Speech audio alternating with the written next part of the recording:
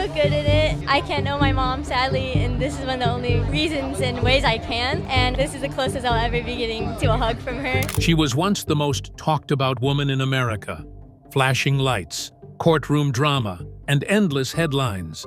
But behind the glamour and gossip, Anna Nicole Smith was a young mother trying to hold her world together. I'm just delirious. I can't even hit back because I'm spaced out. I can't believe it's happening. You know, I'm scared to death. I'm like, oh my God, oh my God. She lived fast, loved hard, and left behind a story few truly understood. When she passed away, her daughter Dannielynn was just 5 months old. Now, 18 years later, Dannielynn is all grown up, and she's finally breaking her silence. For the first time, she shares what life has really been like growing up as Anna Nicole's daughter, and the quiet signs that make her believe her mother never truly left.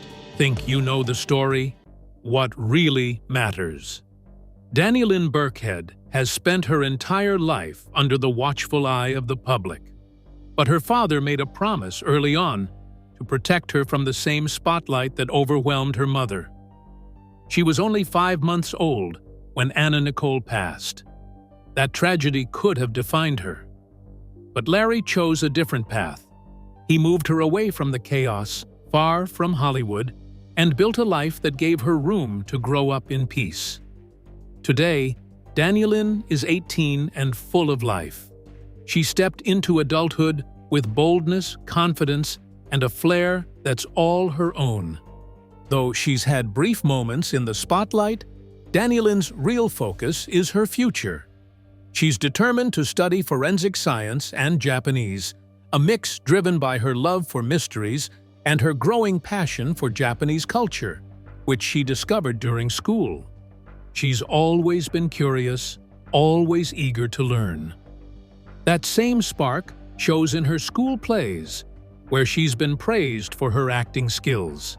And while she once posed for Guess Kids in tribute to her mother, Larry turned down all other modeling offers afterward, choosing to guard her childhood instead of chasing fame, because he knew what such type of fame did to her mother.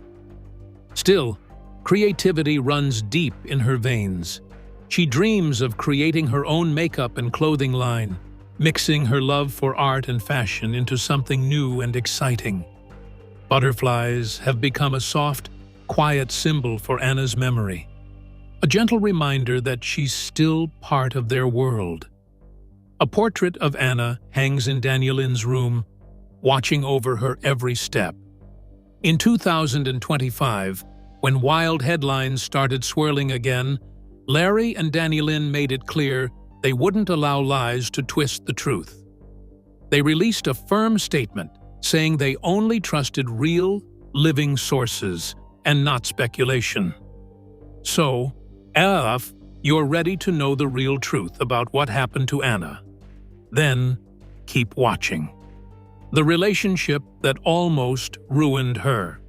Back in October 1991, before all the glitz and fame, something unexpected happened. Anna met billionaire J. Howard Marshall II at a strip club in Houston called Gigi's. She was just 24 then, still new to dancing, and only worked the daytime shifts because she hadn't been doing it long. At that time, she wasn't the polished blonde beauty everyone would later know. Meanwhile, Marshall was 86 and going through deep heartbreak. He had lost both his wife and his longtime companion earlier that year. One night, his driver took him out, hoping it would lift his spirits. That's the night he laid eyes on Anna for the very first time. And from that moment, a new chapter in her complicated, unpredictable story quietly began. Anna had grown up in the heart of Texas, facing life with more grit than glamour.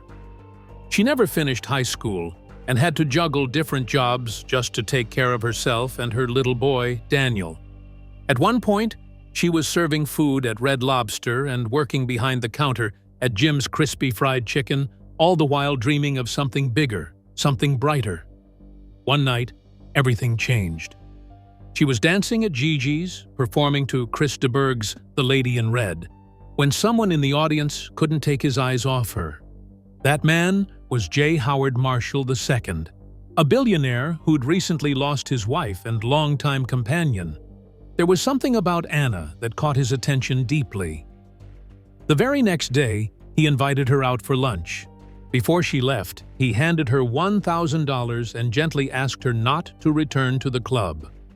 From that moment on, he began spoiling her with gifts most people only dream of. He bought her a bright red Mercedes, showered her with diamonds, and every month gave her $4,000 under the label of consulting. Marshall wanted more than just a friendship. He asked her many times to marry him, but she didn't give an immediate answer. Meanwhile, Anna's modeling career was just starting to take off.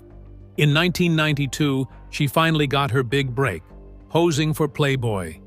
It wasn't long before the world noticed her. By the following year, she had been named Playmate of the Year, and her fame was rising fast. But even with all the new success, Marshall still wanted her by his side, not just as a partner, but as his wife. On June 27, 1994, the two finally tied the knot.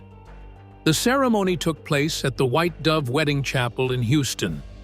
He was 89, she was 26. Only a handful of people, just 11, were present that day. Marshall remained in his wheelchair throughout, while Anna wore a satin dress with a deep neckline, turning heads as always. Her son, just 8 years old at the time, carried the rings. It was Anna's second time walking down the aisle. Her first marriage to Billy Wayne Smith when she was just 17 had ended long ago. For Marshall, this was his third. His second wife had passed away in 1991 after battling Alzheimer's for 3 decades. The ceremony was over in just a few minutes. That same evening, Anna left for a photo shoot.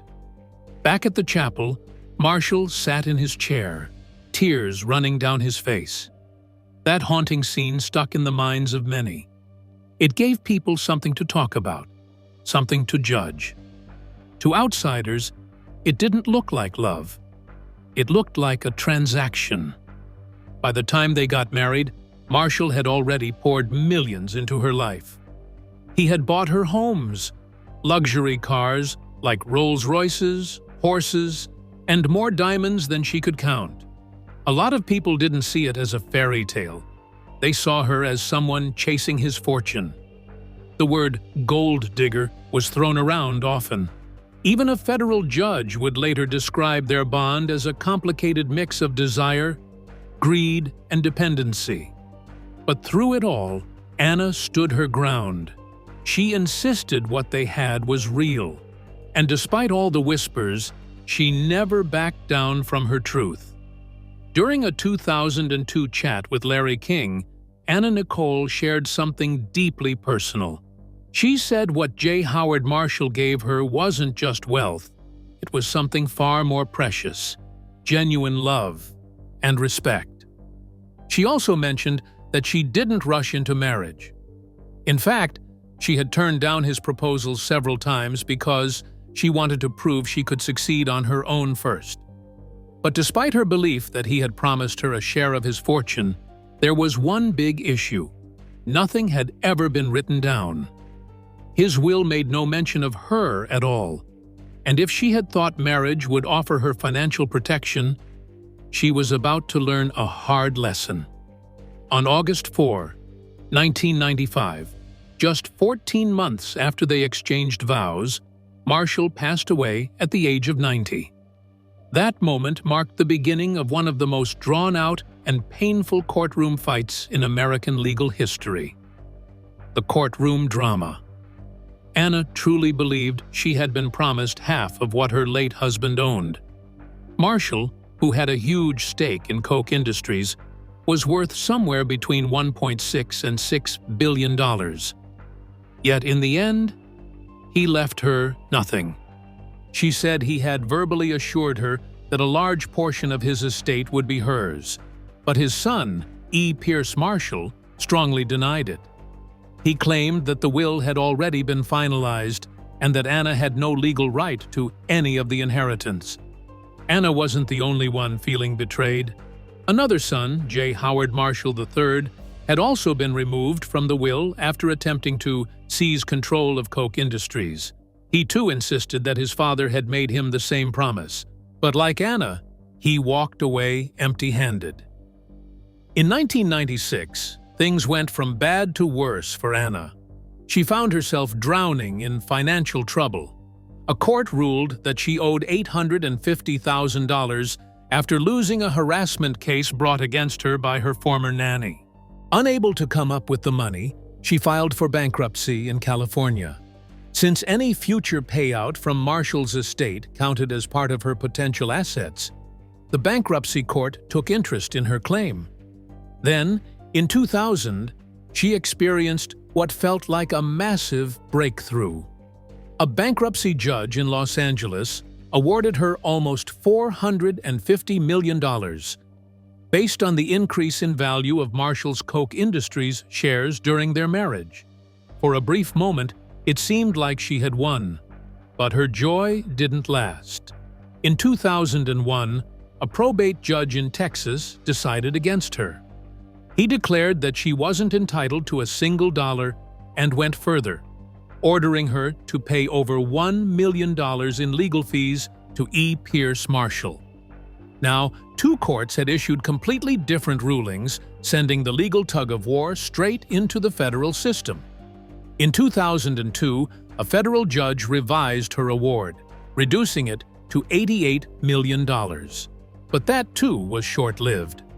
In 2004, a higher court reversed the decision altogether, arguing that federal judges didn't have the authority to overturn a probate court's ruling. For Anna, the case had hit a dead end until the U.S. Supreme Court chose to get involved. So, after 4 years, the highest court in the land gave her a glimmer of hope. Justice Ruth Bader Ginsburg wrote the decision, stating that Anna had every right to continue her case in federal court. Though the ruling didn't grant her any money, it kept the door open. It was a small step forward, but the fight was far from over. While all this was happening, Anna's life played out in front of the world. On August 4th, 2002, The Anna Nicole Show made its debut. It was an immediate hit. Viewers were glued to their screens, watching the unpredictable, sometimes messy life of a woman who had once been on top but was now clearly struggling. The show quickly became the most watched series on the E! Network during its first season. People laughed, some cringed, others felt heartbroken, but one thing was certain: no one could stop watching. The real struggles, controversies, and Anna's death. The reality show followed Anna Nicole Smith as she tried to piece her life back together after the spotlight started to fade.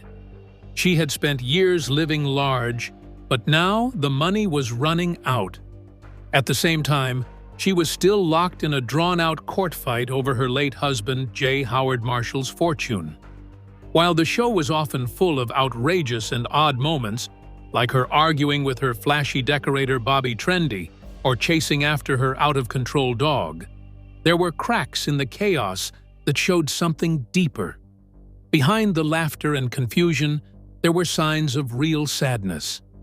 Her teenage son, Daniel, sometimes appeared on the show too, but he rarely looked comfortable. There was a quiet tension in his eyes, as though he understood that their lives were slowly turning into a circus. The cameras were everywhere, and the world was watching. Critics were quick to tear the show apart. Comedian Jon Stewart even called it an embarrassment, and many believed that the show was taking advantage of Anna's real struggles. Viewers noticed that she often spoke slowly, slurred her words, and acted unpredictably. This led to rumors that she may have been under the influence during filming. Later reports suggested that producers may have encouraged her overly energetic behavior by feeding her large amounts of Red Bull to keep her on edge for the cameras. Rather than offering her support or privacy, the show seemed to push her further into the mess. Still, the Anna Nicole show aired for 2 full years, ending in 2004. By that time, many people had stopped seeing her as a star. Instead, she had become the target of jokes, and every little thing she did made headlines. That year, at the MTV Video Music Awards, she walked out on stage, mumbled through her words, and asked the audience if they liked her body. People laughed, but it was painfully clear she wasn't okay.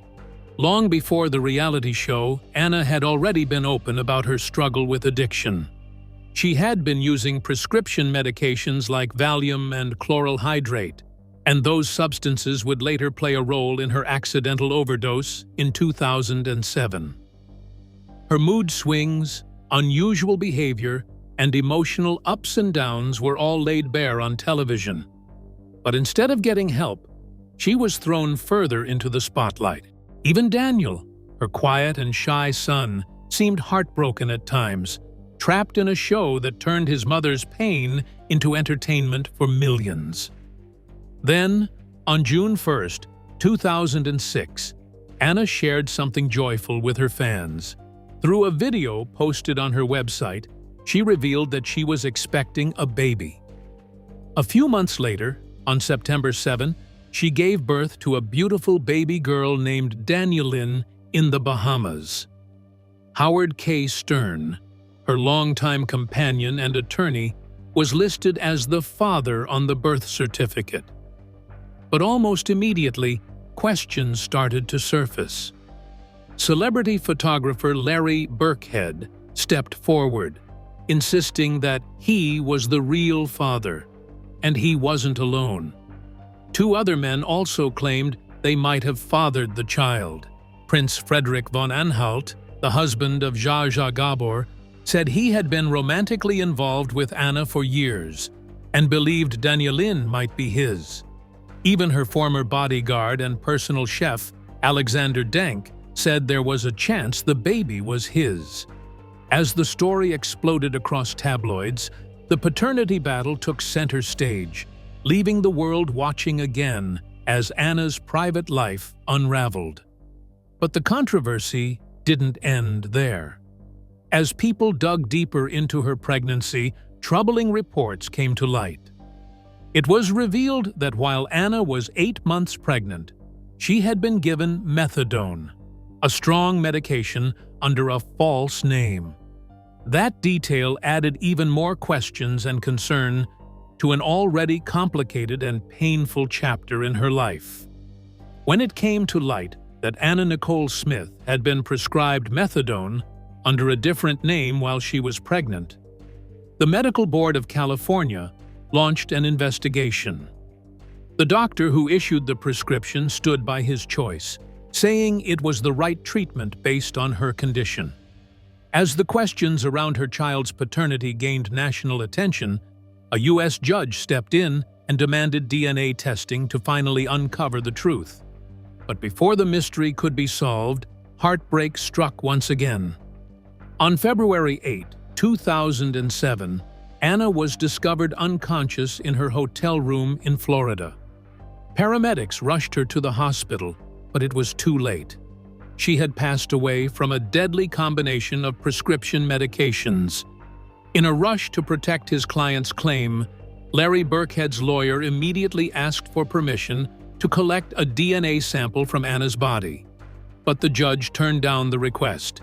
Instead, the court ordered her body to be preserved until February 20 to allow time for proper legal procedures. 2 months later, in April 2007, the truth was finally revealed. A judge in the Bahamas confirmed through DNA tests that Larry Birkhead was indeed the biological father of Dannielynn. He wasted no time. He moved quickly to change the name on her birth certificate and secure a passport so he could take his daughter home to the U.S. Howard K. Stern, who had once been listed as the father, didn't challenge the ruling.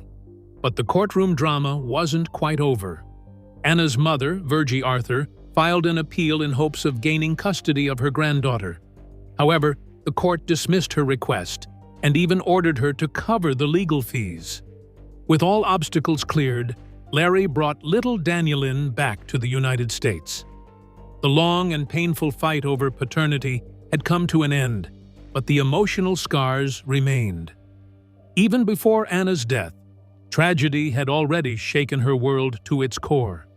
Just 3 days after giving birth to Dannielynn on September 7, 2006, her 20-year-old son Daniel came to the hospital to meet his new baby sister. But the visit ended in heartbreak. On September 10, he suddenly passed right there beside his mother. The autopsy showed that Daniel had a fatal combination of methadone and antidepressants in his system. A jury in the Bahamas ruled it an accidental overdose, and a death certificate was issued on September 21. No charges were brought against anyone. Daniel was laid to rest on October 19 at Lakeview Cemetery in New Providence. Anna was shattered beyond words. According to Howard K. Stern, who had become her closest confidant, Daniel had been everything to her. She raised him on her own, taking on both the role of mother and father. At the funeral, her pain was so overwhelming that she asked for the coffin to be opened. She tried to crawl in, begging not to be separated from him. Her heartbreak was complete. She said she didn't want to live without him and wished she could be buried with him. Stern would later say that although Anna's heart stopped months later, the real loss, the moment her spirit broke, was the day Daniel passed away. Amid all the sorrow, something unexpected was about to unfold, but the light in Anna's eyes had already dimmed. On September 28, 2006, Anna Nicole Smith and Howard K. Stern stood side by side in the Bahamas, holding hands as they exchanged vows and rings in a quiet, private commitment ceremony. It wasn't legally binding. There was no marriage license, just a heartfelt moment between two people clinging to one another after so much heartbreak. Her lawyer later said they simply needed something to hold on to, something that brought comfort after all they had lost. The photos from the ceremony were sold to People magazine for $1 million. At that point, Anna had made the Bahamas her new home, a decision that stirred up more questions than peace. Some believed she had moved there to avoid the court-ordered paternity test for her newborn daughter, while others thought she was running away from the chaos back in the U.S. In late 2006, controversy swirled again when Immigration Minister Shane Gibson approved her permanent residency. Things quickly turned messy when a local paper printed a photo of Anna lying fully clothed in bed, embracing Gibson. The public backlash was intense, and it eventually led to his resignation. Then came the moment that shocked the world. On February 8, 2007, Anna Nicole was found unconscious in her suite at the Seminole Hard Rock Hotel and Casino in Florida. Her bodyguard and his wife, who was a licensed nurse, tried to save her with CPR. Paramedics rushed her to Memorial Regional Hospital, but nothing could be done. She was pronounced dead at just 39 years old. An official investigation was launched by Broward County Medical Examiner Dr. Joshua Perper, who worked closely with local police and outside experts to figure out what happened. The final report confirmed that her death was the result of an accidental overdose. The sedative chloral hydrate was the main cause, but it was mixed with 4 different benzodiazepines as well as diphenhydramine and topiramate. No illegal substances were found, but methadone, linked to her son's earlier death, was discovered in her system. However, because it was in her bile, not her bloodstream, it appeared she had taken it days before, and it wasn't a direct cause. The autopsy also showed other health concerns. There were skin abscesses from past vitamin B12 and growth hormone injections. She had also been battling viral enteritis, a stomach condition that might have weakened her overall health. She tested negative for influenza, but the part that raised the most eyebrows was that out of the 11 harmful substances found in her system, 8 were prescribed in Stern's name. 2 others were under the alias Alex Katz, and 1 was linked to her psychiatrist, Dr. Christine Eroshevich. Perper confirmed that every one of those prescriptions had been written by Dr. Eroshevich. Anna Nicole Smith was laid to rest on the 2nd of March, 2007 in the Bahamas. But even in death, the legal complications continued. Her will, signed in 2001, named only her son Daniel as the beneficiary, completely excluding any future children. It appointed Stern as the executor. Since Daniel had passed and Dannielynn hadn't been born when the will was written, she was legally left out. The estate included around $10,000 in personal items and a home worth between $1.8 and $8 million, though it carried a $1.1 million mortgage. After Anna's passing, Larry Burkhead, who had now been confirmed as Dannielynn's father, stepped into the legal fight over the estate. In 2008, Anna's mother, Virgie Arthur, filed a lawsuit against several media outlets, including TMZ, Entertainment Tonight, CBS, and several bloggers. She accused them of spreading lies that damaged her name and harmed her attempt to gain visitation or custody of her granddaughter. The case took a wild turn when one blogger refused to hand over a computer and was briefly jailed. But in the end, the lawsuit was dismissed, and the court ruled in favor of the media. Now, you might be wondering why everyone got interested in what happened to Anna. Well, it could be because of the kind of life she once lived. Taking over the spotlight. After having a messy beginning, Anna tried to piece her life back together. She worked wherever she could, Walmart, Red Lobster, just to keep food on the table. But even with all the effort, money was never enough. Life was still hard, and she had to make some difficult choices. Desperate to take care of her son, she ended up working as a dancer in strip clubs. It wasn't part of the future she had dreamed of, but it helped her survive. Then, in 1992, she decided to take a big risk. She sent nude photos of herself to Playboy magazine, hoping it might lead to something bigger. That bold move flipped her world upside down. Hugh Hefner and his team saw something in her that stood out, something striking and unforgettable. By March of that same year, she found herself on the cover of Playboy magazine. Her beauty, especially her strong resemblance to Marilyn Monroe, made her instantly noticeable. People couldn't stop talking about her. Just a year later, in 1993, she achieved a milestone. She was named Playmate of the Year. That moment made her one of the most talked-about faces in the magazine's history. Her name was now known everywhere, and she had finally stepped into the fame she had once only dreamed of. Everything in Anna Nicole Smith's world seemed to flip overnight. Not too long before, she was hustling through long shifts at fast food joints and dancing in strip clubs just to cover the bills. But suddenly, her life took a wild turn. She was posing for glossy magazine covers and receiving invites to high-profile parties. Fame had finally found her, bringing a wave of fresh chances. But it also came with something she hadn't expected: a spotlight that never turned off.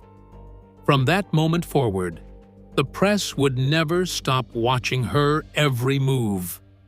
Later that same year, in November 1992, things picked up even more.